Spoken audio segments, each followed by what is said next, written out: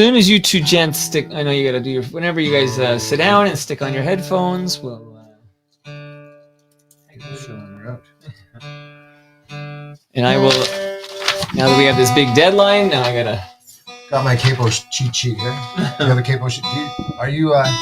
You know me and the capos, but do you have a capo sheet? I started one, but like I'm not using as many capos on everybody else's songs as I maybe once would have. So far, anyway. I guess I should turn off my Chewbacca ringtone. The other thing you can do is, if you wanted to, is but we've never played it together, so it might be what you do.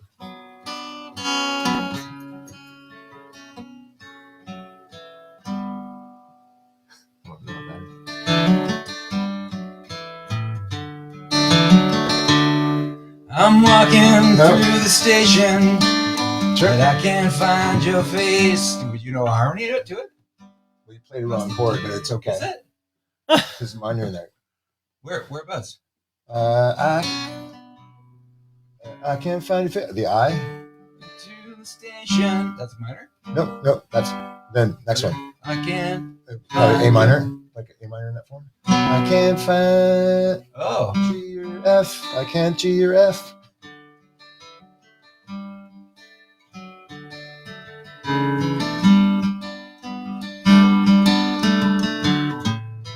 There's a minor in there. So let's not do it because then I mean, it works without the minor. I mean, you did it in the reverse humming. It sounded good. I can't find you. No, it starts with the A minor. I can't find through the station, but I can't find your face. Yeah. A minor, G, F. Okay. I just do it. I don't play a whole chord. I just do a pass. You're getting the inner workings of the show now. I love it. I'll play I love it. No, it doesn't go like that. Hello, everyone. All right. Here we are.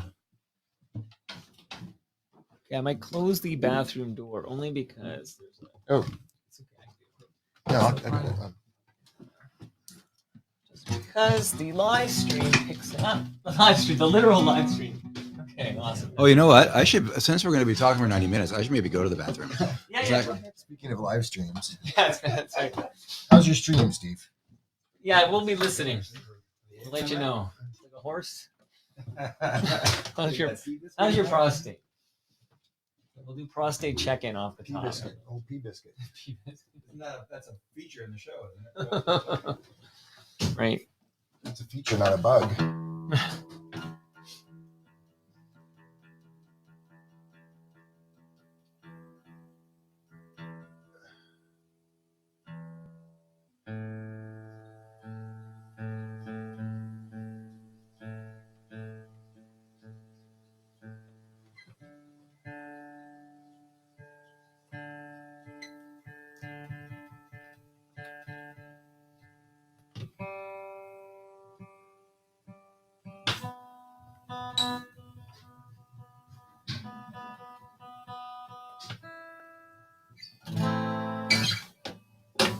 Woohoo!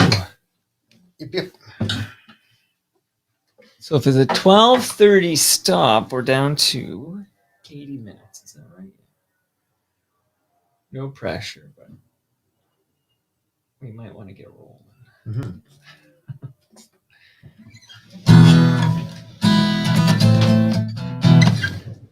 All right, Mr. Stanley.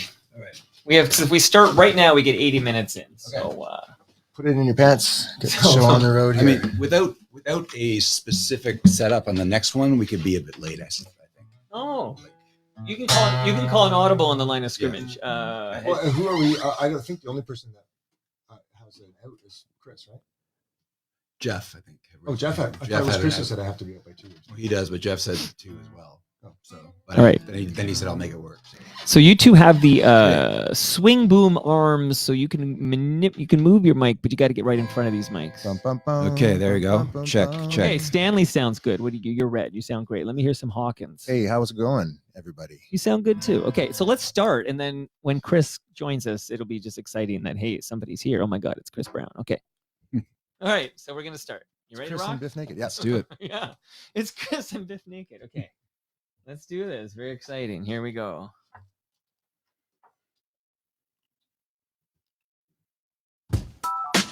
Mike. Toronto. VK on the beat. Check. I'm in Toronto, where you wanna get the city love. I'm from Toronto, where you wanna get the city love. I'm in Toronto, like we wanna get the city love. My city love me back for my city love. Welcome to episode 1112 of Toronto Mic'd, proudly brought to you by Great Lakes Brewery, a fiercely independent craft brewery who believes in supporting communities, good times, and brewing amazing beer. Order online for free local home delivery in the GTA. StickerU.com. Create custom stickers, labels, tattoos, and decals for your home and your business. Palma Pasta. Enjoy the taste of fresh, homemade Italian pasta and entrees from Palma Pasta in Mississauga and Oakville. Electronic Products Recycling Association. Committing to our planet's future means properly recycling our electronics of the past. Ridley Funeral Home. Pillars of the community since 1921. And Canna Cabana. The lowest prices on cannabis guaranteed. Over 100 stores across the country. Learn more at cannacabana.com. Today, together in person, are Hugh Christopher Brown, Ron Hawkins, and Stephen Stanley. Welcome, guys. Hey, Mike. How's it going, Mike? What is this, a crossover episode? So, Hugh Christopher Brown. By the way, I always called him Chris Brown, but I saw like you're calling him Hugh Christopher Brown. This is like, is that because of the other Chris That's Brown? just an in-joke with us. Yeah, it's kind of for that reason exactly. I think it's a professional name, but he still answers to Chris. Oh, Okay, he's here. So Wait I a was about second, to I think announce he's that. here. Okay, so this is exciting. So I have Stephen and Ron here, and Chris was running a bit late, so he's joining us in progress. But that's right now. Everybody, Chris Brown is here. Yeah. Okay, watch your head, Mr. Brown, because We weren't yes. sure- Okay, We weren't There- sure which Chris Brown we were going to get. okay. So I Chris, changed do my the- name to Ron Hawkins so you wouldn't confuse me Oh, with yeah. Ron Hawkins.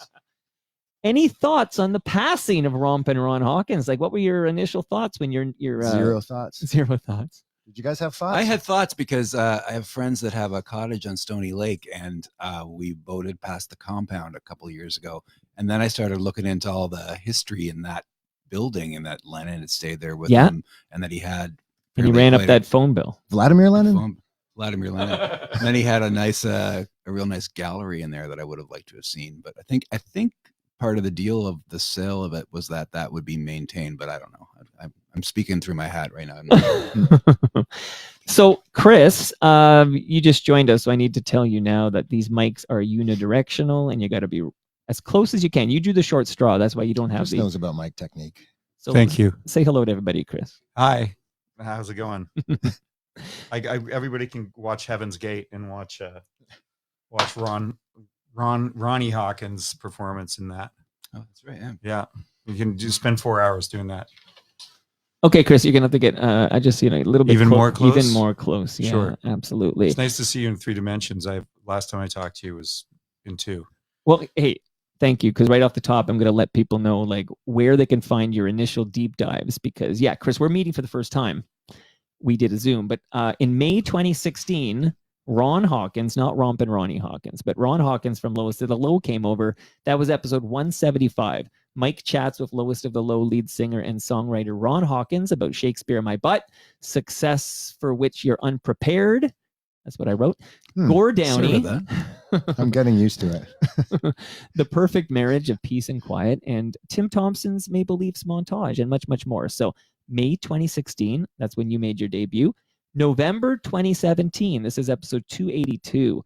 Mike and Stephen Stanley chat about his career in music as part of Lowest of the Low and the Stephen Stanley Band. And then we played and discussed your favorite songs of all time, Stephen. That was great. We kicked out the jams. They've all changed since then, but that was, Well, that you- was good. Come back and do it again. Chris, we met via Zoom in March 2022, and that was episode 1018. And I wrote, Mike is joined by musician Chris Brown as they talk about the Bourbon Tabernacle Choir being a duo with Kate Fenner, touring with the Bare Naked Ladies and the Tragically Hip, and what's happening on Wolf Island. So welcome to all three of you. This is awesome. Thanks, Thanks, Mike. Nice Yeah. to be here. Sorry Good to to be be late. That's okay. We started without you, but we barely got going here. So I don't even know where to begin, except how did you three end up like? This sounds like a super group here. Like this is some kind of. Is this like the Traveling Wilburys? What's going on here? How are you three hooking up here? We think of it more of as a supper group. We're probably going to have a lot of dinners when we're on the road. It was so. I mean, you know how Ron and I we were both in a band called Low. I don't know how you do, Let Matt. me tell you about that. In the 90s, Actually, we were both in a band called Popular Front. on Popular Front. That's right. And A I met magical Steve. time called the 80s. We were in a band called Popular I Front. met Steve because Dave, the drummer in Lowest to Low, was also in a band called Social Insecurity with me in 1983 and 84. Wow. And then we broke up as a band, but Dave and I started working in, I think Dave said, I know this guy, or he knew a guy who knew a guy named Steve Stanley. And we met, and then it was like, we were kids, man. It was like, I remember meeting Steve and going, it was just sort of like, I get this guy. He's another crazy kid like me who just wants to make this music. Just wants to rock.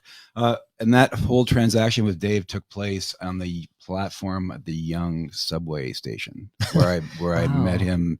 We'd met at a party and hadn't really talked, but then we ran into each other at the Young subway station. And through that conversation, I was invited to come audition for the band. And on the same day, I think we auditioned 4 keyboard players. Mhm. You remember that? Yep. None of which Wow. have What do you survived. need a keyboard player for? That's what I kept saying. I was gonna say name those people. None of whom survived, Chris. You might want a second. Yeah, It's yeah. like Spinal Tap and drummers. Yeah. They kept exploding. Well, okay, so before I find out how Mr. Brown came into the mix here, you two are founding members of Lowest. I'm talking to Steven and Ron right now, but founding members of Lowest of the Low. But of course, I don't know if it's 2012, but at some point, famously in Canadian rock circles, Steven, you left the band. And then I don't know anything except I have you guys on and I talk to you. But it felt like, oh, that's kind of sad that Steven Stanley's not in Lowest of the Low. But you two, I was just chatting with you in the driveway. Like clearly, you two, Ron and Steven, you guys get along great. So was there a period where it was frosty and then you warmed up to each other again, or can you give us the inside here? That's Like, just silly talk, It was Mike. completely manufactured to sell records, and it just worked and perfectly. it worked. We tried it for 6 years and then decided this isn't working. We might as well get back together. We've had 2 very frosty periods in our professional musician lives. Let's over the talk years. about that. How much do you want to know? Everything. Like, Steven and I haven't really discussed the sort of ancient aliens aspect of it, but it's like, I think both were for 6 years. Too. 6 years, There's exactly, an almost. interesting numerology going on. As And well. what's the date today? this is September 16, 16. So 2022. my Oh my last show was 9 years ago on September 21st. I know that because of a little thing called Facebook that just gave me a memory the other day saying. And I just passed the rehearsal space where we had our last rehearsal. Right. Factory was out here in Mimico. It's true. So how did you kiss and make up? Just time heals all wounds, or what happened there? With our lips. Full lips. The first time was very much the responsibility of Elliot Lefko bringing us together in a room to discuss the idea of playing some shows. The second time was probably Ron, because I can just hold grudges forever. So, so Elliot Lefko and Ron. Okay, There's your shout two, out. Yeah, Elliot, big fan of the show. He actually gave it a 5-star review on Apple and said something about what a wonderful, great podcast. And then I had a exchange with him like, oh, why don't you come on? I'd love to chat with you, because his brother's been on, his brother Perry Lefko. And Elliot's like, no, thank you. So he's a big listener, not interested in guesting. So okay, He would have stories though. Boy, I know. I think I could wrap up this Steve and I thing. Yeah. If I may be so bold, Mhm.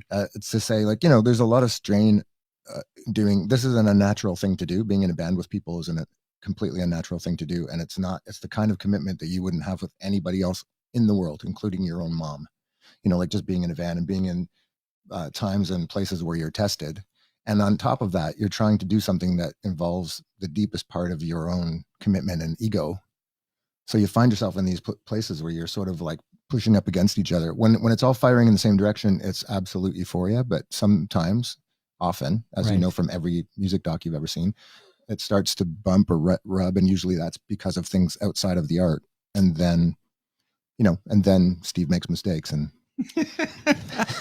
no, and then I make mistakes, and Steve makes mistakes, and then we're fighting, and then there's a big distance. But I think each time it seems like suddenly we have some cold water in our face and go, this person is my brother, and I've been through things in my life with this person that I haven't been through with anybody else. and it's ludicrous, you know. And maybe it's a mortality thing as we get closer to the sweet release of death.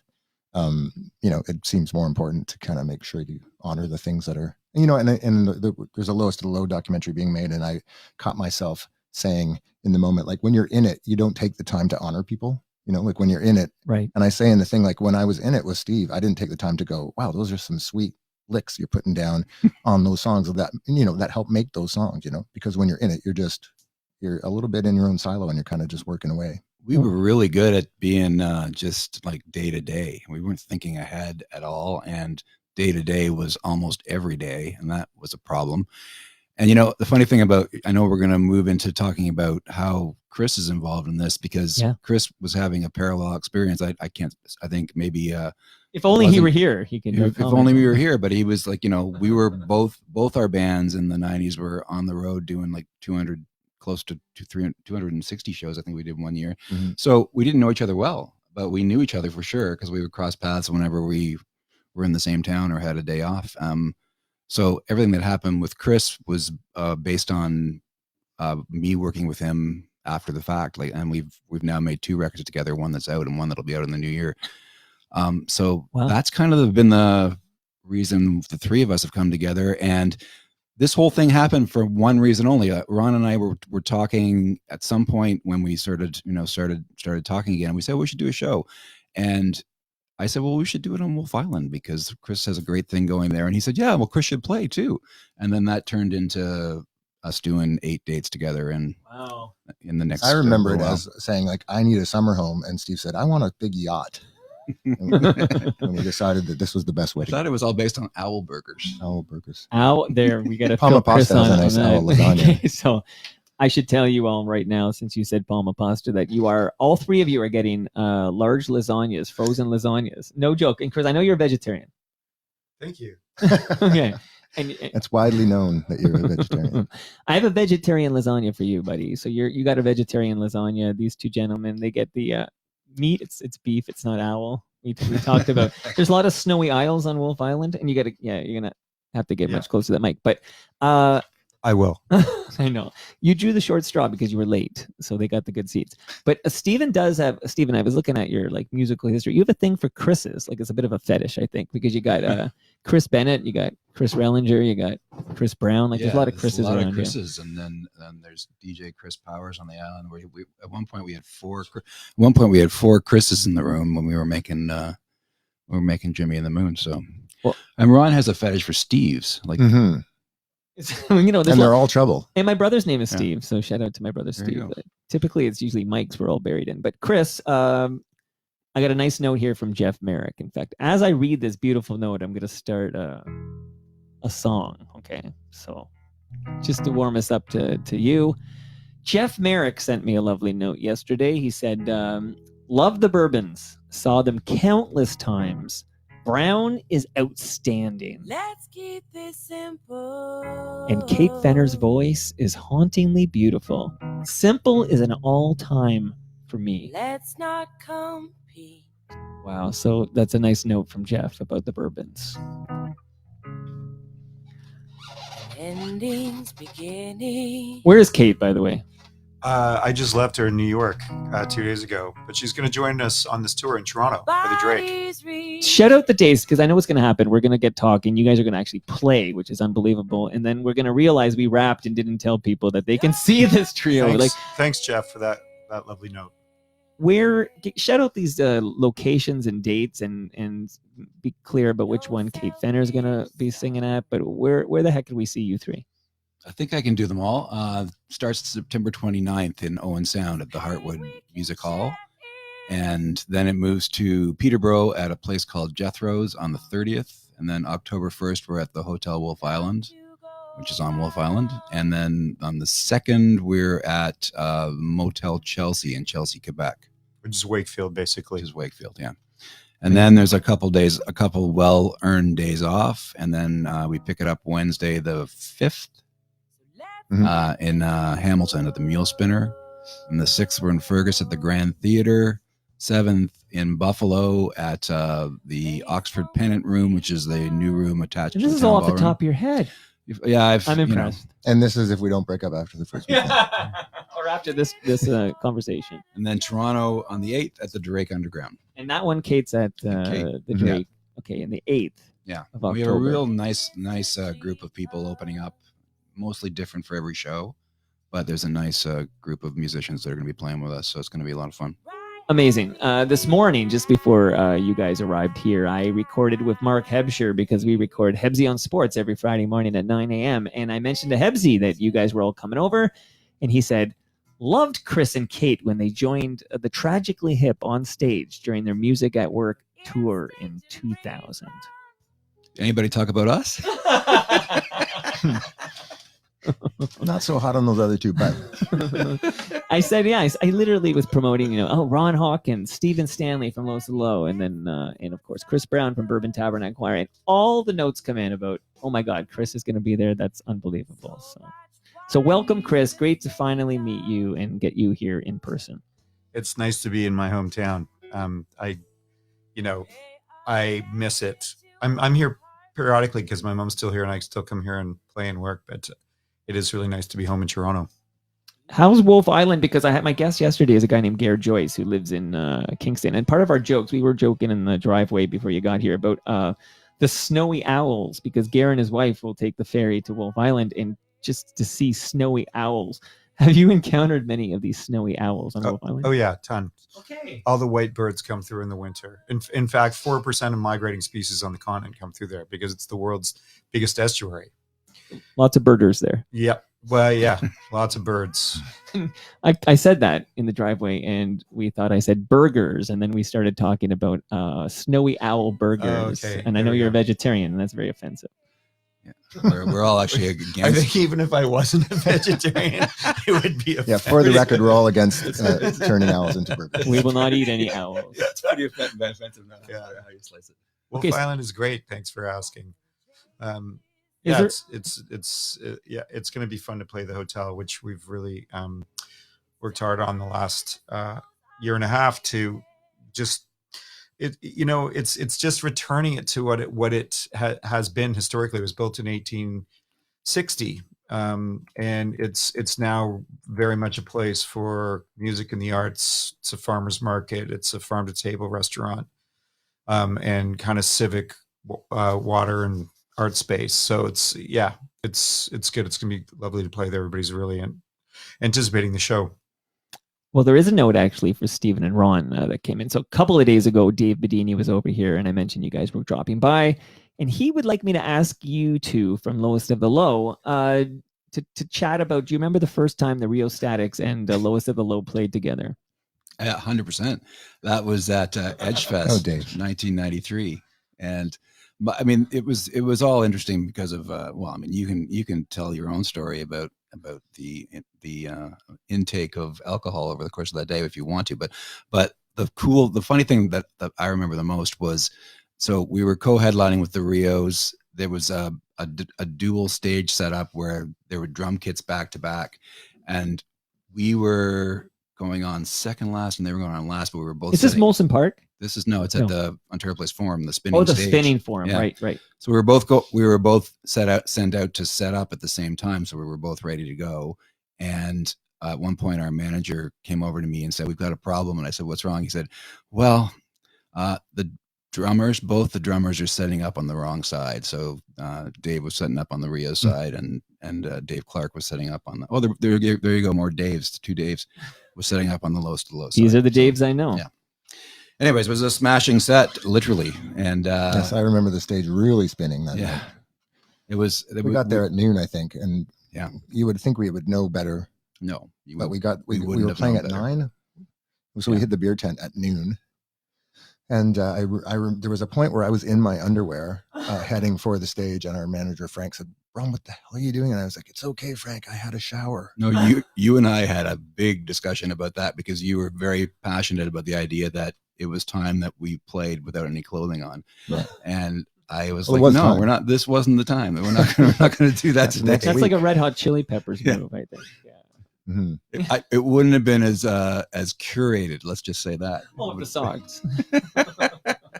I think what's the legend of the Garys? I was wearing socks. He was wearing socks. When Police played at the Horseshoe Tavern. Apparently, Sting ended up in his underwear. Is what I'm told. Oh, Like yeah. the first time when there was like 9 people checking. Sting ended up in my underwear that day too. No, the crazy thing about this though, Mike, is the thing that the cautionary tale about that story is not just don't be an idiot rock musician and drop all of your responsibilities that day. Which is, I apologized to Frank the next day because we had gotten in this big fight about merch because there was we sold our t-shirts for, I don't know, $15-20 at the time. And the festival was selling their t-shirts for $50 or something. And we were like, well, there's no way that's happening. And we were the second last band. So it was kind of, ballsy for us to get feisty about it, but we got really feisty about it. And Frank, God bless him, would always go to the mat for us. So he went to the mat and got everybody across the board to drop their prices of their t-shirts. Wow. So that happened. And then, we Wow. showed up and I specifically, everybody in the band to some degree, but I specifically, shat the bed because I drank from noon till 9. And it was an insane show and everything. And so I apologized to him after what he had done that I would show up and be in that state. But the problem was the next day in the papers, it was like rock and roll's back in Toronto and everybody, and you get that idea of like why Iggy has to cut himself across the chest every night or Art Bergman has to do what he has to do because Right. you go, there's a real industry around promoting that. And it was like, Lois and Low has, all this other bands like Lois and Low's brought rock and roll back to Toronto. And it's like, well, no, they just acted incredibly dysfunctionally all day. And then you're now rewarding that, We were played enough that we managed to keep it together though. So Yeah, I was going to say you yeah. probably just brought it because Yeah. you guys had it in the saddle, But Chris, there was a photo session. Somebody showed us one of those contact sheets that had a couple circled, and I'm standing there holding a bouquet of flowers, and I'm like, "What the hell is that?" And Dave goes, "You don't remember that?" And it was like we were playing some song. Somebody threw a bouquet of flowers on the stage, and I picked them up, and apparently started going into like "The Sun Will Come Out Tomorrow." I started in the middle of a song. Oh, wow. Shut it all down, just start doing That's something amazing. else. And it's like, as much as that kind of weird dysfunction might be interesting to look at, it's not. I think it's kind of a dangerous thing to promote across the board. I've chemically induced dysfunctional stage story if you want to hear it. I do. I just need you to titch closer to that microphone. I know you got the uncomfortable All seat, right. but yeah. Well, after one of I'm trying to remember the tsunami, we were doing a benefit in New York at the Living Room, which I was asked to host, and all these different people were playing. And I was there all day setting up, interviewing people. And the benefit was for Phuket, which is spelled Phuket, right? Which is already like, you've got to be careful on the mic. And then someone goes, "Hey man, are you hungry?" And gave me what looked like a power bar. And about 2 hours later, I hadn't left the club and I was on stage, and Kate was there, and I said, "I think I got to go to the hospital. Something's happening. Like I'm having an aneurysm." And then this guy's in the audience, he's looking and he's got both thumbs up. I'm like, oh my God. So I was sitting at the Hammond and we were bringing Nora Jones up, and I couldn't remember which drawbars activated which manual, which keyboard. Like I actually had to push everything in and hold a note and then start pulling drawbars out until I got a sound. And then we played whatever we played. And then I turned to Nora and I said, "Did I already introduce you?" And she's like, "Yeah, twice." Rock and roll, baby. But it happened. And other times it's been voluntary. Like these guys, I've also been there. Yeah. But yeah, It's like it's bound to happen when you're doing like that many shows a year. The Ontario Place thing was also, one of the probably the first big show we'd done, and there was a real friendly audience. So it was like there was a little bit of I think kind of jubilation and deer in the headlights at the same time that you probably didn't experience because you were My headlights were out. three sheets to the wind. But yeah, I remember it being sort of feeling like an opportunity missed, but then the next morning, like Peter Howell's review especially was like Ron said, it was like the greatest rock show to ever happen. And it's like, oh man, no, it wasn't. Like, Well, we had the exact same experience in South by Southwest, which is we went down there, sent down there to do our jobs. And of course we got billeted with 2 college women, and we just partied for 3 days, and we did a crappy showcase show. And crappy. That was one of the worst shows we ever did. in for fact, sure. that one, I got off the plane and Texas. We got off the plane in Texas, and I reached in my wallet to pay for something, and there was this like shiny thing, and I looked in there, and I'm like, oh, that's 6 hits of acid in my wallet that I've brought across the border and off the plane. Oh my And God. so rather than be the kind of person like I got to get rid of this, it was like, we have to do this before we go back because I can't. Obviously. So that didn't help. You can't either. waste it. And I think that last day when I don't want this all to be just insane road stories, but I remember waking up, and usually I was not the person in the band that was the voice of reason, but I was like, don't we have to be on a plane in like 40 minutes? And so we just running around throwing stuff in bags and getting to the airport, and our sound man Brian, who was as bad as anybody, almost got arrested by the police Oh my God. in the airport. He fell through the fake window of a restaurant into the restaurant. Yeah. But had the greatest line in band history probably when the person at customs said to him, "What's your country of origin?" He said, "Window." He wanted a window seat. Yeah. Oh, that's amazing. And of course, do you have anything to declare? Yeah, we're drunk. So There was actually a police car with the lights flashing on the tarmac beside our plane because they said our manager negotiated to get him on the plane because he was in such a mess. And they said one false move and he's being arrested. So Wow. and then We like made it off maybe the it was ground. like 2 years later, I was in an office, in a publishing office or something. I was sitting down beside this woman who was from the States, and I said, "Where are you from?" She said, "Texas." I said, "Oh, I'm not allowed to go back to Texas anymore." And she said, "Oh, I'm not really supposed to be in Canada." And I was like, "We should get married. We're like citizens of no country." That's funny. Now I got to read something to you because we're live on the Toronto Mike live stream, which is the pirate stream, I call it, which is live.torontomike.com. And there's somebody there named Fig Jam who left this comment. I'm going to read to you. Fig Jam. That's the guy who gave you the power bar. Thanks, Mike. This is so cool. Saw Lowest of the Low at U of T pub with the woman who would become my wife on April 2nd, 1993. Bleed a Little While is now the song that's locked in as the music we really connected to. We've now been married 24 years. And then he goes on to say it brings back like a visceral emotion in him when they hear that You're song welcome, now. Fig Jam. You're welcome. So you could play if you played a couple of chords. But he's very emotional on the live stream. And then I want to shout out Canada Kev, who's there, who says, "Damn, there was a pre-sale for the show at the Drake, and tickets were only $11.62 or something." that was a big mistake that never should have happened. Is that right? That was just an error on the part of the Drake, and no, there were no tickets sold at $11.62. We've had that person fired. We're doing at least a $16 show, so $11.62 would have been absurd. Well, yeah, I know. He just bought a ticket for $32, which sounds like incredible value, regardless. Tell Chris that janitor buddy Darlene says hi. Oh my God. This is Canada Kev's wife. They used to go to see Bourbon Tabernacle Choir together, and they're still married as well. So a lot of like couples seem to be hooked up through your music, all of you. Yeah, Mhm. we were obviously doing work we didn't even know about. Yeah. Music Yeah. for lovers. My border story just about crossing borders was Kate and I driving my 86 Suburban across the border going back to New York and dealing with the customs officer, and Tony Sure waking up in the back seat and just yelling, "We're just making home tapes, officer." He said, "Excuse me, we're just making home tapes." None of us knew exactly what that meant, other than the fact that he woke up distressed at the fact that there was someone in uniform. You're gonna have to in step out of the front car, him. please. Yeah. Home So- tapes. Like Yeah. nowadays, like when are you guys just drinking like Perrier now when you got your concerts? Like, is there any more partying anymore at this stage of your rock and roll lives? Who wants to take that one? So I think you're still not drinking, right? Mhm. Yeah. He's Okay, so pointing at Ron no me. longer drinks. Ron no It's longer important drinks. I know this because I have a lot of fresh craft beer from Great Lakes Brewery in this basement here. So Ron, you're not drinking alcohol anymore. I'm Okay. 22 days into a non-alcoholic. You're not getting any either then. Yeah, so- now Oh, Chris, this is gonna be fun. Chris is see, this is the Chris new notorious drinker. 2022 rock and roll, right? Yeah.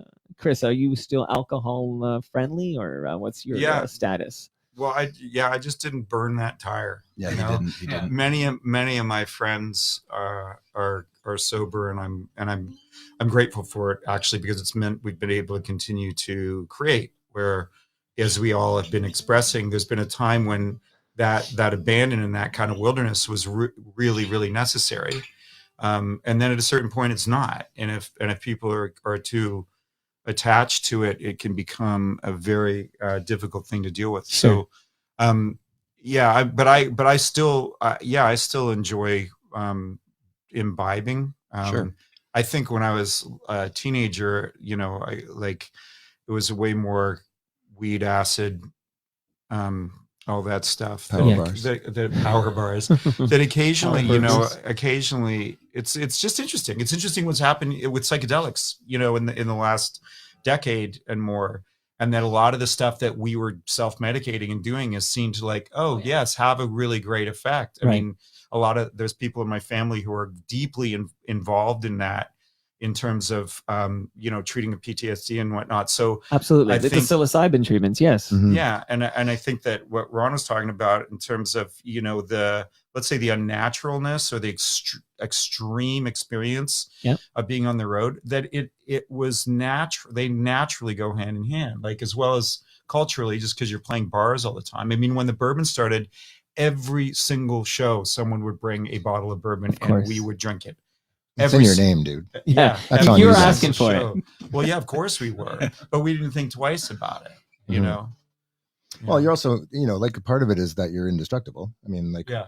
the kinds of things that we did in 2 years or 3 years in Lowest to the Low would have killed us now, Right. because it's Right. just an unsustainable. I'll go you one better. My when I tell the story about the first breakup, I always say to people, I really think somebody would have died if we hadn't have stopped. Oh, that. 100%. Yeah. So Well, we in fact, were people just did die all around us. all around Like us. we yeah. lost friends, as I'm sure Yeah. Chris did as well, because it's part of the, it's just part of the toxic nature of the industry, which is that you get, not everybody, but I would say, speaking for us as a band, I think we got into it with some very high-minded ideals about changing the world and about being artists and about staying true to our vision and stuff like that, which we were. And the last thing we wanted to be was rock stars. We hated the idea of rock stars and everything it stood for. And then we found that, as we got, and we started off like a lot of bands do, cool sort of weirdo outsider fans and, just a very welcoming community. And then we got some songs on the radio and we started to get big. And then suddenly we didn't recognize the audience as much. And we were put on this kind of hamster wheel of repeated machinery.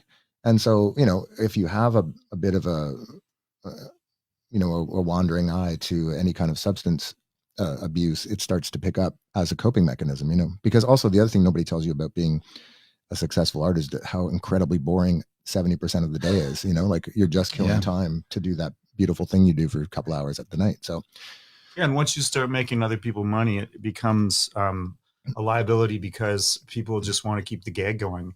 And I'd say that's not just about substances; it's also about antisocial behavior. I mean, there's been Yeah. lots of circumstances that I've been in that I've just walked from, or because it's being perpetuated because it's making someone bread, and at whatever social cost, and it could be substance, but it also could be people's social proclivities that just don't get checked. And yeah, there's in a psychic that cost environment. and there's a Yep. and it's still probably to this day. I mean, as much as there's lip service to inclusion and widening the doors, they have been widened, but I mean, it's still a bit of a boys club everywhere you go, and that's getting changed, which is great. Yeah. But talk about the 90s. I mean, it was a complete boys club in the 90s. Right. Well, look at what's happening in the change is that people are losing permissions. And so now it's going to outright violence, bigotry, Yeah. and denial. It's real, and it's all there, because it's like, what do you mean I can't? What do you mean I'm not? I always could, Yeah, it was exactly. Right.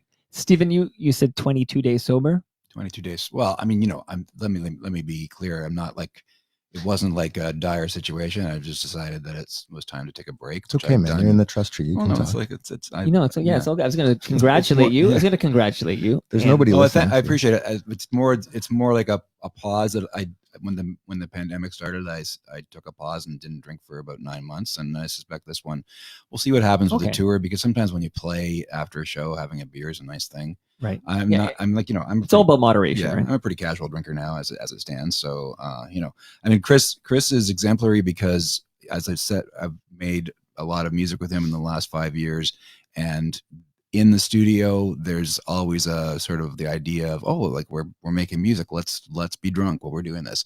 He's always like, no, I'm not touching it until we finish the day, and that's always been sort of a bit He's of the a responsible yardstick for me. adult. Yeah. Well, No, but it depends on the position. Like if I'm producing and engineering, I need that. Yeah. Other people, it can be very helpful if you for sure. know. Sure. And then when the time comes, I mean, just the You need to know how many drawbars you've pulled exactly. or not. Okay. Quick question: do you guys smoke weed? Yes. It's legal now. I'm much less of a smoker than I am a drinker of weed now, which has become a very sort of nice replacement for alcohol. Right.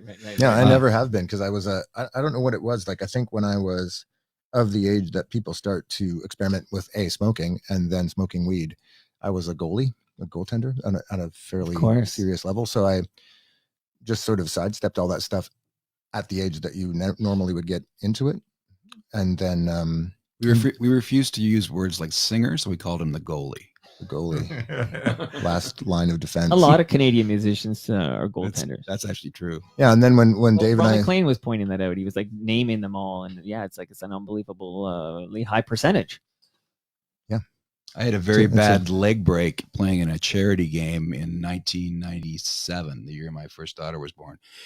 And the goalie for my team in that game was Gord Downey. Yeah, and so that's exactly right. We had every time I met him in subsequent years, we had that and only that to talk about. That I had broken my leg in the worst possible way while he was in net.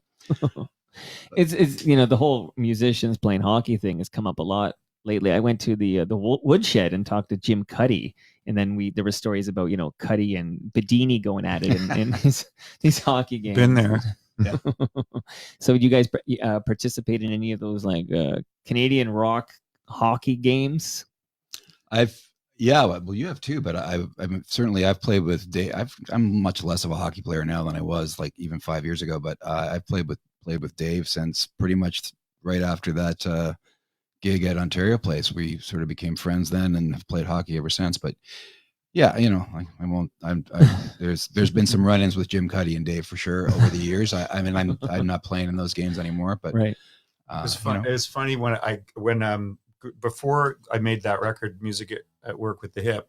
Downey was in New York, and he said, "Are you playing much hockey here?" And I said, "I can't because it's music. Like it's really everything to just kind of make it work in the city." And about I don't know, a month after that, I got off stage. I was playing at the Garden with the Bare Naked Ladies, and I come off stage, and this guy goes, "Hey man, you're a really good organ player," and it's Wayne Gretzky. It's like, "Thanks, you're really good at what you do." And we start talking, and I'm like, "Yeah, my dad coached me, all the way up, grew up in Ontario." And he's like, "Well, why don't you come skate with the team?" And I was like, "What team?" He goes, the Rangers. He goes, why don't you dress for practice this week? He goes, no, wait a second. We're doing a charity game for Christopher Reeve. So it was the Rangers and their alumni plus Kiefer Sutherland, Tim Robbins, and myself. Wow. Playing a benefit for Superman. Yeah, doing a benefit for Superman. And then and I scored on Richter. And that got me, so then for 3 years. Did he let you score? Because I can't imagine you scoring a legitimate goal against Mike Richter. It was Andy Richter. Yeah, exactly. I was going to make a Richter scale joke, so we got all the lines. Oh, I like covered. that Andy Richter. But it led to 3 years of flying around with the Rangers and doing charity games. Really? Wow. Yeah, it was really crazy, and like with it was amazing with Raj Gilbert. Like sometimes he would come out, and it's like royalty. People, and it was so amazing. Like for instance, with Gilbert trading stories about their lives were so similar to ours as musicians. Like when he was coming up, the teams were exactly like bands. They spent their life on the road. They weren't getting paid. And it was amazing to really compare notes that way. But that's funny that you say that, Chris, because when people would say, "Well, why did you quit?" And I was like, quit to become a punk rock guy. And I was like, I didn't want to travel around in a band with a bunch of guys, or in a van with a bunch of guys. And it's like, yes, you did. But yes, I did. Yeah. It's like what Bob, in Phil Esposito's biography, he talks about the after practice before a game that they would all go to the bar and just drink all afternoon until game time. Yeah. Like in the 70s. Like there was a very, I mean, that's not happening now, I would imagine, but very different. I did get to line up, Mike. I did get to play in a Rockers Play the Classics game, and I got to start and lined up against Paul Henderson. That's Wow. Was that a varsity? Wow. It was at varsity. Yeah. Were you playing that game? Yeah, I played in that Yeah, game. we didn't know each other well then, but Yeah. yeah, I figured you were there. Yeah. My only celebrity hockey stuff is that I was taught by Johnny Bauer. So Oh, that's But that's a That's mind cool. blow. it's pretty cool. Are you kidding me? Okay. Uh, So I want to shout out just quickly here some partners that help make this happen. Like the fact, I still can't believe it. I got Chris Brown, I got Ron Hawkins, I got Stephen Stanley, all in my basement. Like who'd have thunk it? And I want to thank the following in no particular order. If you want to get your cannabis, whether you drink it or smoke it or eat it, you go to Cannacabana.com. Over 100 locations across the country. Okay. They won't be undersold on cannabis or cannabis accessories. So much love to Cannacabana. Much love. I know a couple of my friends here are not currently drinking, but if you can drink in moderation, like Mr. Brown here, Great Lakes Brewery is delicious, fresh craft beer brewed right here in Southern Etobicoke, and you can find them in LCBOs across this fine province. I got to get you a sticker, Chris. You've never been here, so I got to get you a Toronto Mike sticker. This is from stickeru.com. That's where you go to get your decals and stickers, and much love to the good people at stickeru.com. And of course, Ridley Funeral Home. Shout out to Ridley Funeral Home. They've been pillars of this community since 1921, and I look forward to Brad Jones dropping by on next Wednesday when we're going to record another episode of Life's Undertaking, which is his fine See podcast. what So he did there. shout out. What did I do there? I don't even know anymore. But much love to the good people at Ridley Funeral Home. Hey, I want to ask you, Mr. Stanley, a question here, which is I saw, well, okay, again, back to Bedini really quickly here, but Bedini and you were both at the plaque unveiling for Dave For Bookman. Dave, yeah. Would you mind sharing a little bit about that ceremony? I know you played there as well, but that Yeah. we have finally at the Horseshoe Tavern, there's a dedication to Bookie. It's so nice, and it's now permanent in front of the Horseshoe. And I like, I went down, I guess about a week and a half ago, and was out front for a while, and just watching as people would sort of walk by and stop and read it, and the people seem to understand what those are. And I was kind of just marveling at, because I think of a lot of people, if you know who Dave is, it means a lot to you. And I think a lot of people, maybe if you weren't into the type of music that Dave liked, they wouldn't know who he was. But awesome that it's there. For me, he was like a best friend, and still miss him every day. I'm sure Mr. Bedini said the same thing. And it just all happened way too fast and way too soon. And a really lovely community has grown around it. Dave was very compartmental with all of his friends, and we are now all kind of a gang supporting each other to, try to keep his name alive, which doesn't seem to be too much trouble. I think one of the things that he probably didn't realize in his own life was just how far-reaching his effect was, and just the weeks and months after he passed, just being able to read over and over again people's love for him was astounding, and it really hasn't let up. And I know the people that knew him best, it still feels like it happened yesterday. So There's a beautiful song on Steven's new record about Dave called "The Owl," it's wonderful. Yeah. Amazing. Okay. I mean, I know he was a huge advocate for Lowest to the Low, and Chris Bookie, was he going to bat for the Bourbons? Oh yeah, I mean, I knew him going back years and years. I mean, to our earliest club days, to days on the air at CFNY. He was just a fixture of Toronto music. I mean, also just because there was a number, the Bourbons was our band, but then, I was playing and recording with a lot of different folks. I mean, of course, he was around for the Rios, like making whale music and a lot of other projects that I was involved in. So yeah, I mean, I was very much entwined with him. And then later, working more recently in these last few years with Steven too, our orbits kind of came around again. Amazing. So yeah, check out that plaque dedicated to Bookie. It's outside the Horseshoe Tavern there on what's that, Queen and Spadina there. So awesome. I think I saw you, Stephen, at the grilled cheese challenge. Challenge. Right? Yeah, we played it that for the second time, I think. Yeah. And I mean, it was a fun gig, and it was a great day. I'll It's say too is, far for me to travel for. it's like that's at least 100 steps there, and then you're a cyclist. So it's probably actually That's too right. it's too close, I would think. It is actually. Yeah. I do get upset when I get like my wife has me pick things up, and it's like I get excited when she's like, "Oh, it's in East York or whatever." It's like, "Okay, good, nice Yeah. juicy ride." And then it's like, "Oh yeah, it's there, whatever," and Lakeshore, and I'm like, "Oh." I mean, this, not to get critical, but they do need to find a way to speed up the production of grilled cheese. A friend of mine. What are you going to say? I'm going to tell you the fun fact, which is, do you know who won the grilled cheese challenge this year? No, I don't. Ridley Funeral Home. Really? Wow.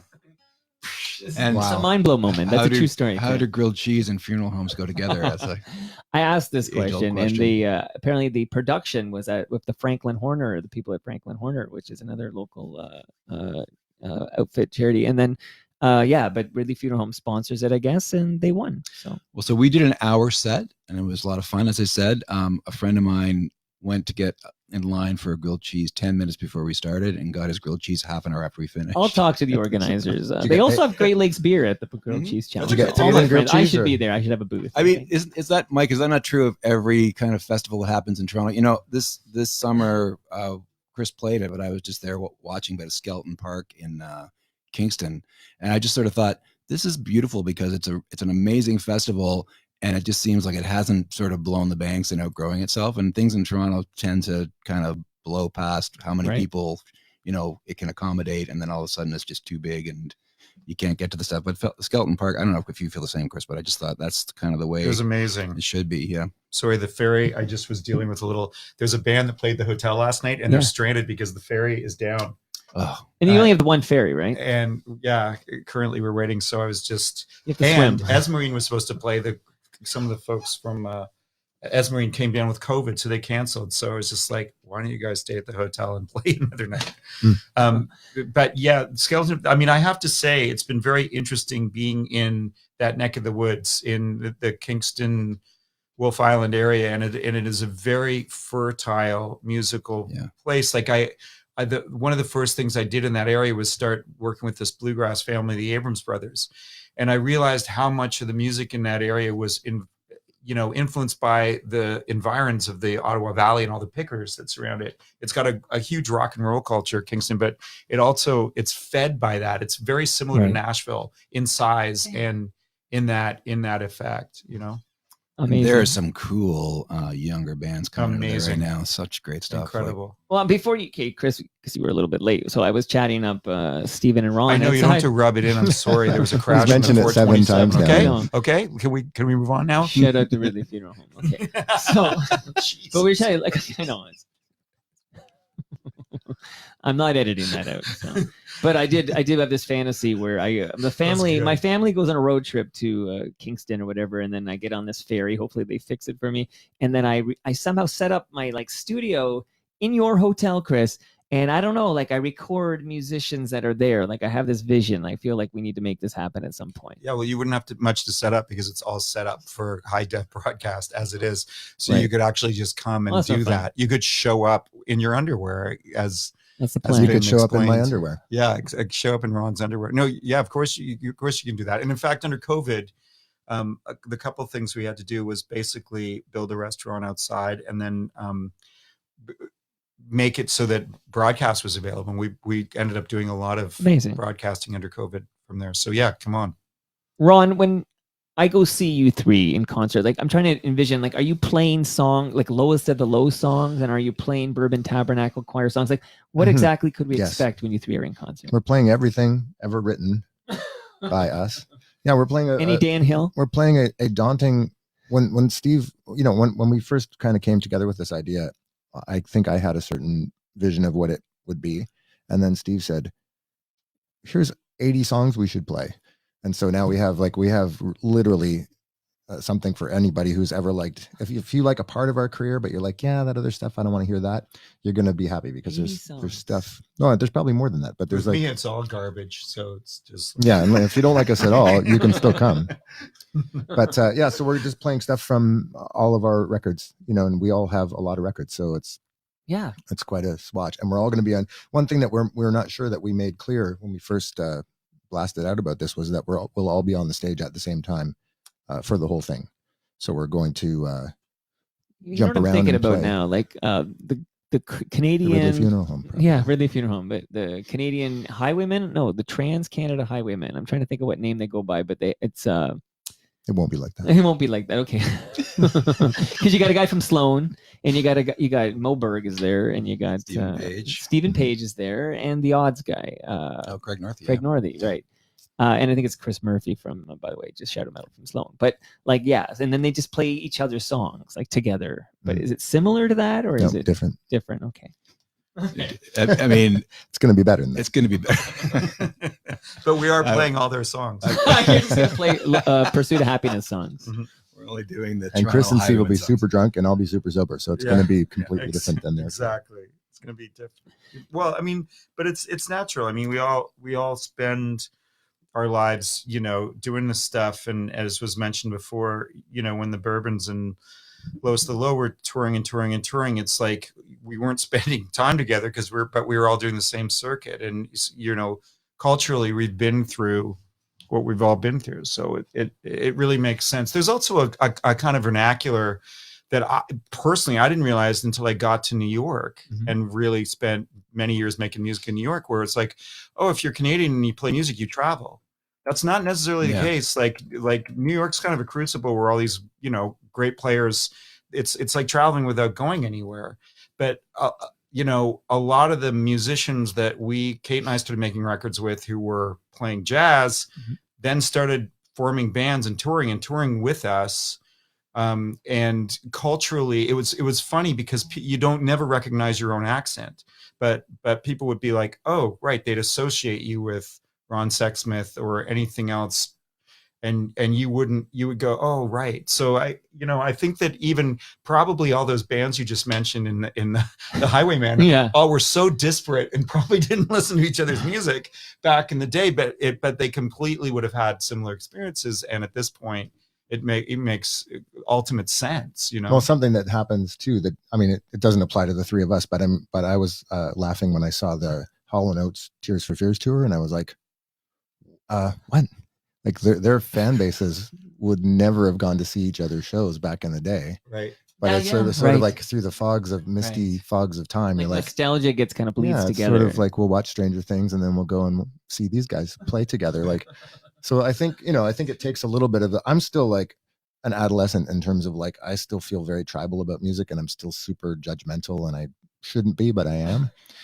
And like, I was in a coffee shop in my neighborhood, which is kind of like unfortunately has become like a massive like hipster ground zero, and there's this little coffee shop, and I go in there and they were playing Blondie, and I was like, oh cool, like all these young kids, like 22-year-olds playing Blondie. And then there was like Blue Oyster Cult or something, and I was like, no, you can't do that. What are you doing? Like, but it's like, when you're not an old person, it's like, well, they have access to everything, and they just go, is it good, is it bad? We had access to KTEL Records, which That's had true. everything on Goofy it. Greats, and I talk about it. I mean, when I was younger, I'm a titch younger than you three, but not a lot younger, but I would be listening to 680 CFTR, which was all hits. Totally. And you would totally hear, like, I don't know, Funky Cold Medina next to like Def Leppard, Pour Some Sugar on Me next to like some ballad or whatever. Like it really, it wasn't genrefied or whatever. Like they just. Oh, wow. I never had that experience though. Yeah. Well, I always found it like, for instance, I found it wild when doing stuff in Brooklyn and being on a hip hop record and people going, oh man, I love Rush. Yeah. Like you're from Canada. And it's like, you realize it's your prejudice and your own associations or your disassociations. Like it's not, it's how really it's whatever people, how people find it, So, because I have two members here from, but let me ask the big question here. Like, is Steven Stanley ever going to be a part of Lowest of the Low again? Probably not. In his heart? In my heart. Or on the stage? He'll be like a special guest who will show up occasionally but you're not going to be, you're never going to be touring as a member of Lowest of the Low. So we've been talking about the last 5 years and what I've done since I left Lowest of the Low. I really, in my mind, believe none of that happens if I'm in the band. Right. And, I mean, there was great years for sure. And there's a lot of, I mean, this experience and, the funny thing about, I'm having a blast the last couple of weeks learning these 80 songs that Ron's talking about. A collection of those songs are probably 20 of them are lowest of low songs, and our plan is to kind of mix it up. There are people coming to multiples of these shows, so we're not doing 80 shows on 80 songs a night. We're gonna be probably doing an ordinary kind of what are we guessing at, like close to 2 hours probably what we'll probably do. So that's not 80 songs. Playing these songs again, the amazing thing that I'm finding is even if I'm kind of like, oh, I'm not really sure how that one went, I'm not really sure what I did, and then like 2 times through, Your arms go. muscle memory just does it. It just plays the parts that I play, and that's kind of cool. But, okay, but Kinda Steven, The let me interesting just- thing yeah, about that, if go I ahead. can say something Of about course, that, of Mike, course. is that it goes back to this sort of thing, like when you're in it, you don't recognize everything, and it's like I think after the first time, or maybe it was even more recently than this, but I said to Steve, like, why do you think that you sort of, when you left the band, suddenly there was this wealth of songs he was writing, a lot more songs, and I produced a record for Too Many Sisters, and we had a great time doing that record, and it was like, man, these songs are killer, and there's a lot of them, and Steve had said to me, well, I don't know, when I was in the band, I knew that you were going to write a whole bunch of songs, and it was sort of like, because I find things like that happen, which were never mandated. Like you were saying, like, I know it wouldn't happen if I was in the lowest of the low. And it's like, we never mandated that or anything. It just sort of seemed to be a thing. It's a thing, but I think, you to this day are as prolific as they come. And, Right. I think once the band was established that, there was a main singer, there wasn't going to be an album where it was half our songs and half my songs, half your songs. But I remember at one point saying to you, like, there was a time when Steve had written a bunch of songs and I had a few, but I had just done a solo record or something, and I had a few. And I said, well, why don't we make a record that's, more Steve songs than my songs? And you were sort of ticklish about that. And I thought, like, of any band in the world, that's something that we would do, is go, well, we don't really, not we don't really care what you want, but it's sort of like, this is what we want to do, or, but some stuff like that, just, there's things you can't really put a finger on, like things just happen. And it's like, I think all of the above is correct. I think anything was a possibility. I do think for me, the path that ended up, ending up making records with Chris has just been exactly where I wanted to be. As far as there's like, not that, I mean, obviously Lois Lowe can leave town and make records too, but the idea of going to Wolf Island and that it's an immersive experience where I'm there for 4 or 5 days at a time. And we're just you get up in the morning and you have a tea, and then you talk for a while, and then you start recording.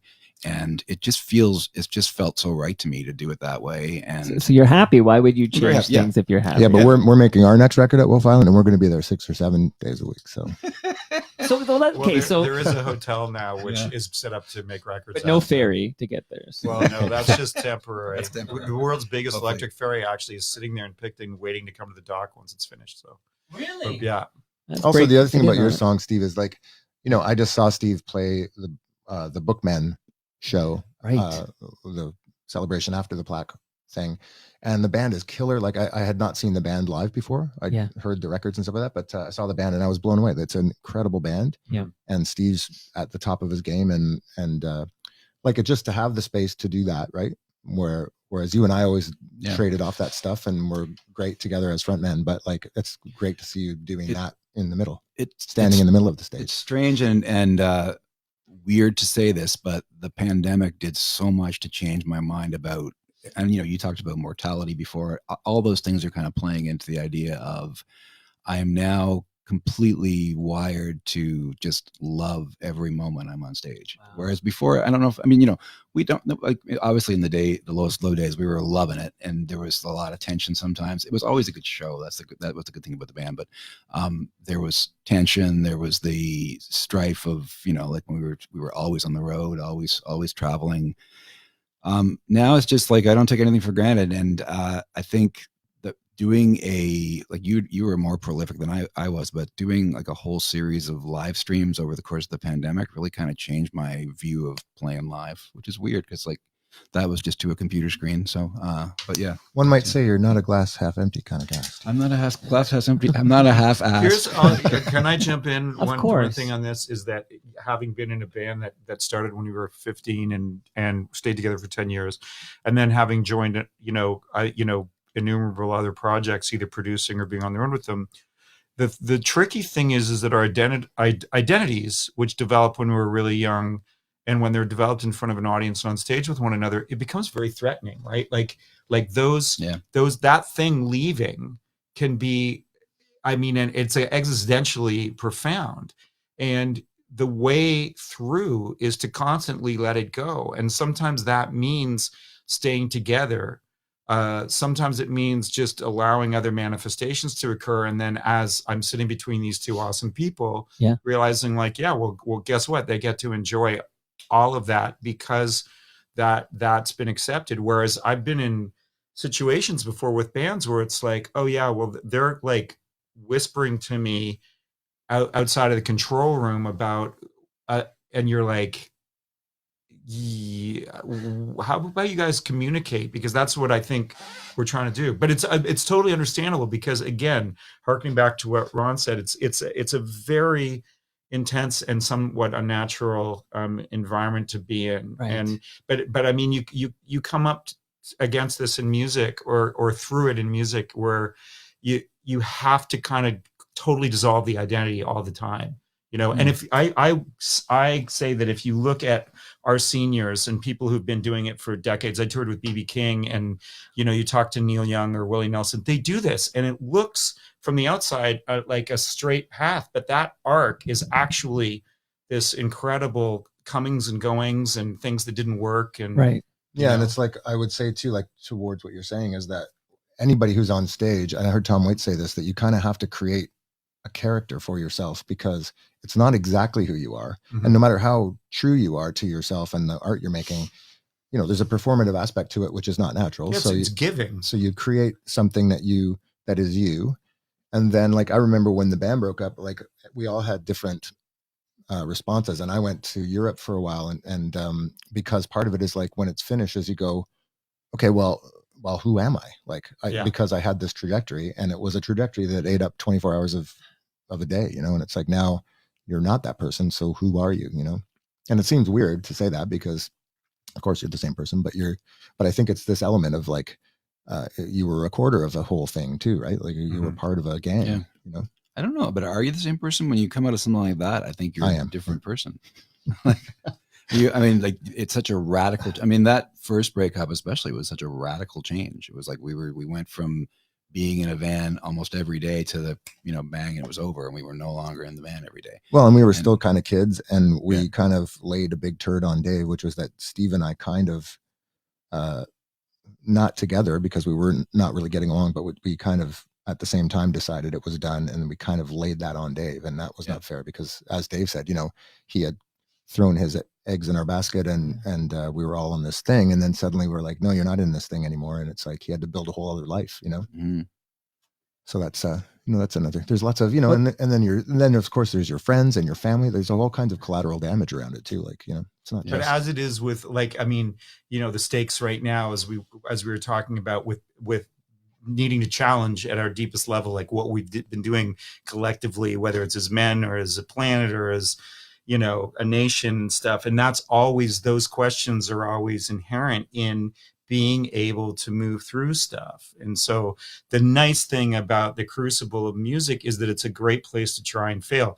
It's no less threatening than any other thing, but you can actually come out of that, as we all have, and with fruits from the experience that you bring forth as songs or whatever. So, to me, that exact stuff you guys are talking about is something that you can see people, all of us, struggling with right now, post-COVID, in all of the crazy things that are kind of coming up right now, and we really need to face, And I more and more art and music, just it makes sense. It makes sense. And that's why we're calling this tour the Try and Fail Tour. So.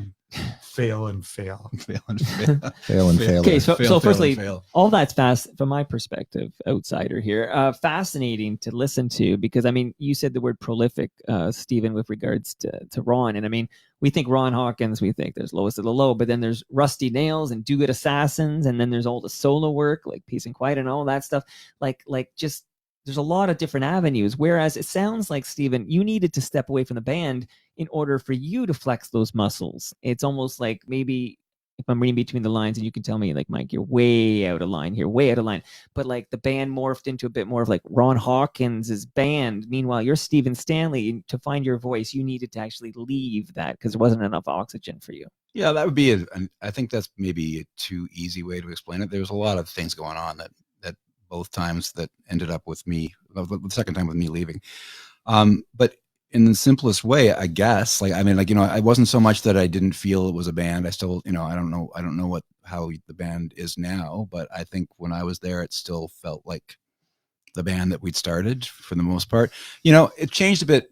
I think the only thing that I think was a mistake was actually uttering the words break up, because if you just walk away and take a break, which a lot of bands do, there's a stigma that goes with the words break up, and coming back was hard. It's funny because listening to Sordid Fiction, which is the album we made when we came back for the first time in a long time, learning some of these songs again, I'm really proud of that record. It's like there's some really cool stuff happening on there that I think never saw the light of day. The only person I know, my best friend's son, thinks it's a great record. So I always sort of what is it? The only person who thinks it's well, as an exercise, because I was just as an exercise, I like to sometimes put things into YouTube and then sort by view count, like just to see. And it's funny when you do it for lowest of the low, how overwhelmingly Shakespeare my butt the results are. Like, I think the first non-Shakespeare reference is, I think you finally get to like a Black Monday at some point, but just interesting how heavy it is in view count for that one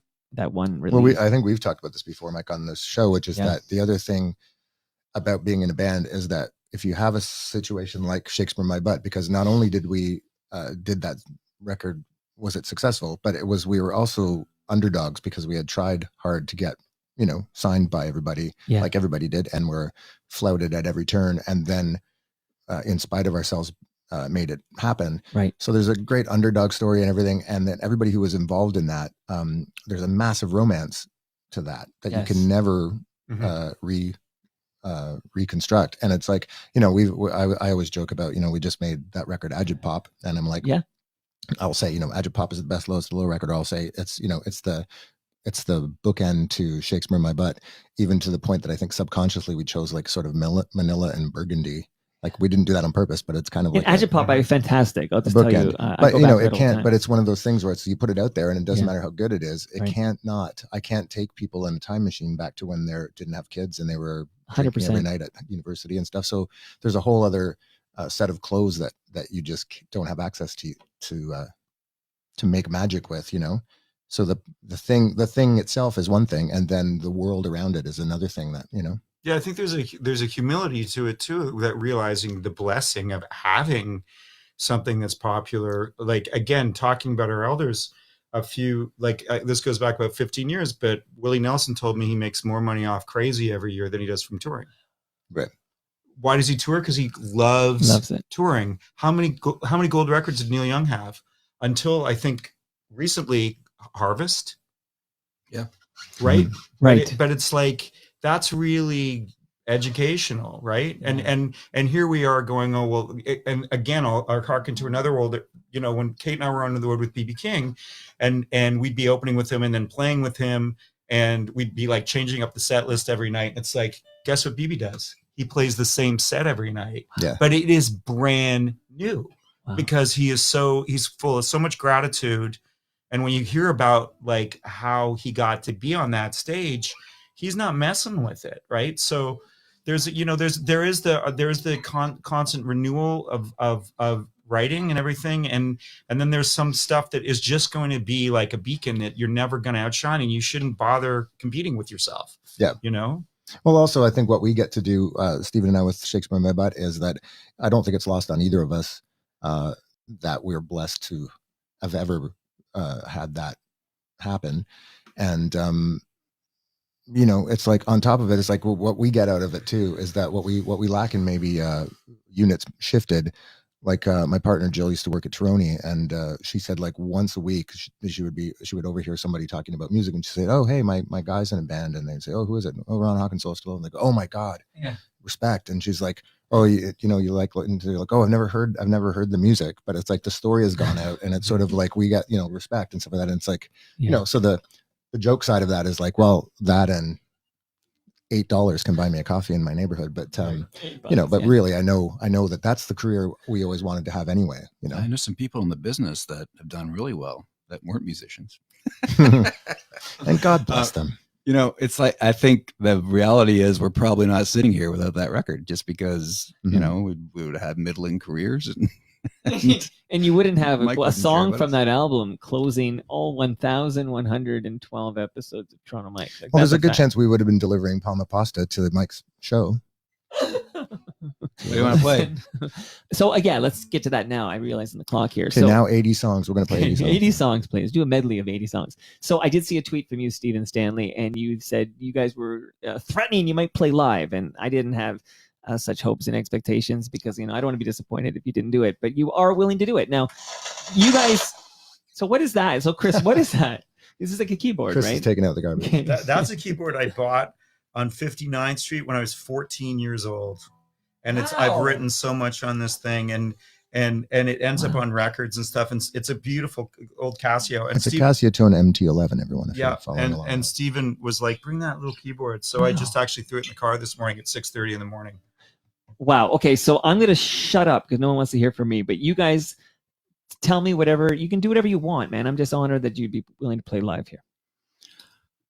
Why don't we do, how about St. Brendan's Way? Oh my God. Yeah, no, or Rosie and Gray. Rosie and Gray? Even him with the Shakespeare in my butt. Well, if you do Rosie and Gray, then I am going to play Rosie and Gray. Yeah, we don't want to play that. Okay, we could do Dark Horse. Okay. Hopefully I have it in the right key. I think it's Oh, here we go. This is what you're going to get, people, when you come to the show.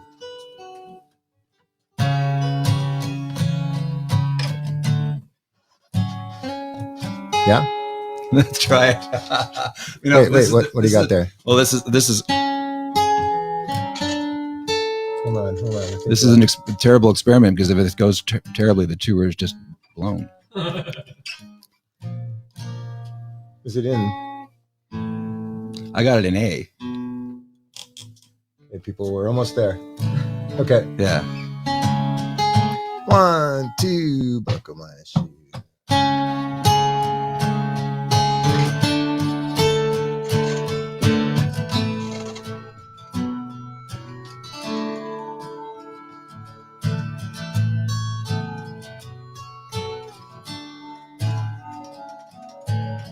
Well, I don't believe in things if they believe in me.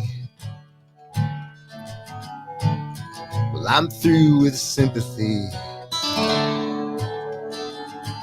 Erasing this place.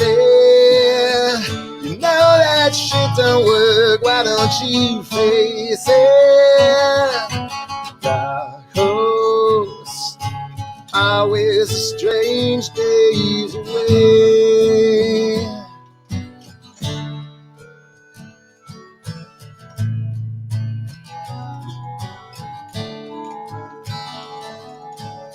Well, I soar like a satellite. And did I crash and burn?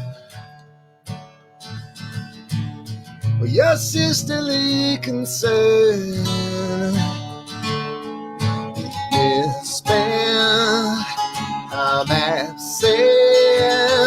Would someone tell me where the hell the time went? The host only strength away.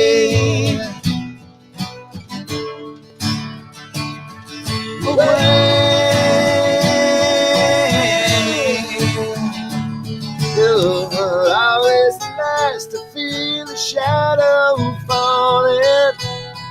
The phase I thought mislaid, a punchline that misfired. Always the first to hear the silence calling. I've never been so wild. I've never been so tired.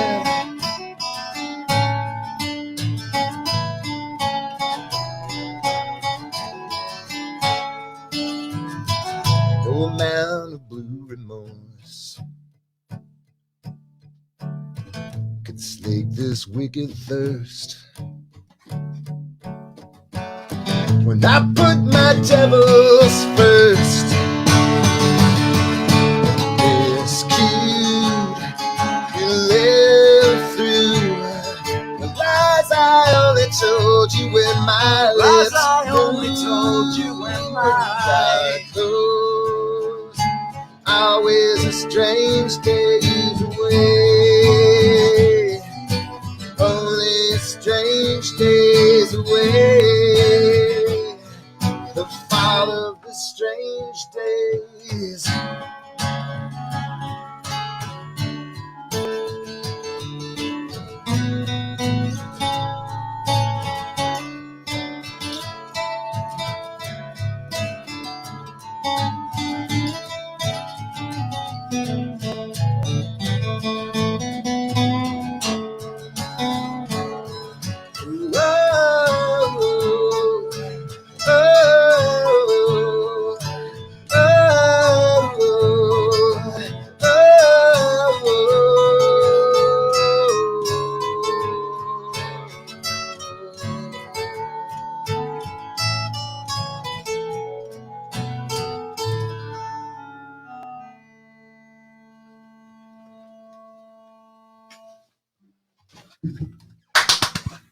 Amazing, honestly. Wow. Okay. Amazing. Now look that up on YouTube right now. See how many views we got. Thank you so much for doing that. Now, Steven, since you seem to have this so perfectly right the first time, you're going to do it all again. Just remind me from the top of your head, when can we see you three? Sure. So the three of us will be September 29th at the Heartwood Music Hall in Owen Sound, 30th in Peterborough at Jethro's, October 1st at the Hotel Wolf Island on Wolf Island, and October 2nd in Chelsea, Quebec at the Motel Chelsea, which is close to Wakefield. Then on October 5th, Hamilton at the Mule Spinner, October 6th at the Fergus Grand Theatre in Fergus, October 7th in Buffalo, New York at the Town Ballroom, the front room, which is called the Pennant, the Oxford Pennant Room. And then October 8th at the Drake Underground in Toronto. And that's when Kate Fenner joins you guys at the Drake on the 8th, you said, right? October 8th. Mm-hmm. Yep. Amazing. Okay. And Kate's got a brand new record too that's about to come out. Just beautiful. I want Kate Fenner on Toronto Mic'd. I'm putting that out there. I know I should talk to Kate. That's probably a good suggestion. I think I'll do that. I got to get her on Toronto Mic'd. But guys, honestly, what a pleasure. Any final words from you three before I play some jam from Shakespeare My Butt? Ridley Funeral Home? Yes, that's my shout out to Ridley Funeral Home. You have to go to a funeral. A lot of coverage in this episode. It's like they get full value. Tour, actually. They get, you know what? They would do that. Any final words from you three? Thank you, Mike, for being such a stalwart supporter of music and for making what we do just possible. Like it's a completely reciprocal relationship, and it's just really great to be here. Well, I love you guys, and Chris, it's good. Like I said, first time in the flesh that I got to meet you, and I can't wait to take a photo with you by the tree after this recording. I don't show up on film. That's what I heard. We can try. We can try. And Steven, I saw you at the grilled cheese chat. I love it when I bump into you. I saw you in Pete Fowler's backyard. That was a fun. Blair Packham played TMLXX. I met him there too. Wild how it all comes together. Yeah, exactly. He's a great guy. My final word is I'm really looking forward to these dates. As of the last couple of weeks and working on the songs, I can't wait to play with both these guys for an extended period of time. So that's all I have to say. Amazing. And Ron, now that you're the only living Ron Hawkins in Canada, I've seen to that. Oh no, that Ronnie's passed. There's gotta be. Okay, the only famous. Some pretty obscure names put together. Great to see you again. I think this is maybe your fifth or sixth visit, and I absolutely love it. So, and thank you for the music. Thank all three of you for the music. Thanks, Mike. Love it. Thanks so much. And who's playing on this jam? Anybody in this room playing on this song? Love it. And that brings us to the end of our 1112th show. I should fade down the jam. You guys take over. Do it. You can follow me on Twitter. I'm at Toronto Mike. Stephen Stanley is at, I hope I get this right, is it Stanley Music on Twitter? Yes. Oh yeah, that's Stanley Music. S Stanley Music. Follow him on Twitter. Ron's not on Twitter, but Lowest of the Low are on Twitter. Shout out to my good friend Lawrence Nichols. Chris, I can't. Are you on Twitter? Just go to Wolf Island Records. Just type that in, and you'll Okay. see all you need to know. And remember, Wolf Island has an E at the end of Wolf. Go check them out. Our friends at Great Lakes Brewery are at Great Lakes Beer. Palma Pasta's at Palma Pasta. Sticker U's at Sticker U. Electronic Products Recycling Association are at EPRA_Canada. Ridley Funeral Home, they're at Ridley FH. And Canna Cabana are at Canna Cabana_. See you later today when my guest is John Biner. Ridley Funeral Home.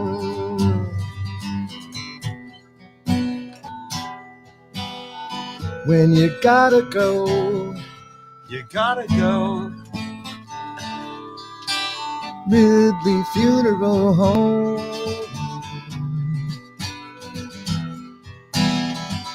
They'll take you home. When you gotta go.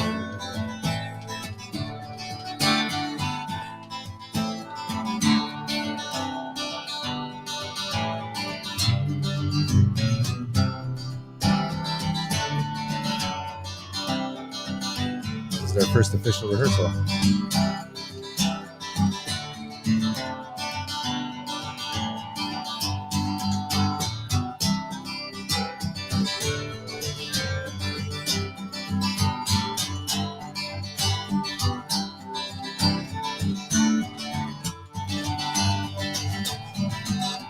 When you gotta go, you gotta go.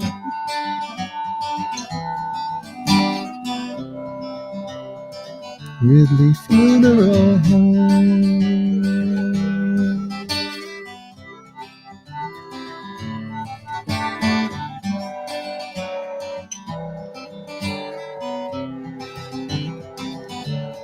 Welcome.